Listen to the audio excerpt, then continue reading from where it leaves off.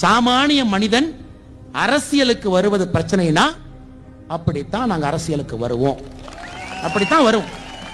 புதுசா ஒருத்த கேள்வி கேட்டுருவான் அப்படின்னு நீங்க நினைச்சீங்கன்னா என்னை மாதிரி லட்சக்கணக்கான புதியவர்கள் வருவார்கள்.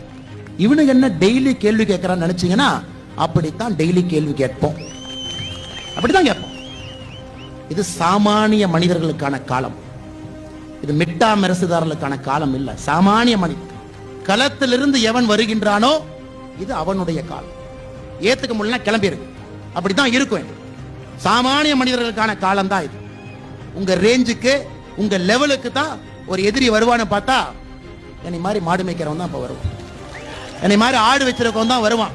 அதை ஏத்துக்க பழகிக்கணும், ஏத்துக்க பழகிக்கணும். சாமானிய மனிதன் அரசியலுக்கு வரக்கூடாது. வந்தா அப்பா இழுத்து பேசுவ, அம்மாவை தவறா பேசுவ, அதான் பிரச்சனை. சாமானிய மனிதன் வந்தா குடும்பத்தை இழுத்துக்க பாத்துக்கலாம், இழுத்துக்க பாத்து. எங்க சவால் நாங்க தனியா தான் வரும்.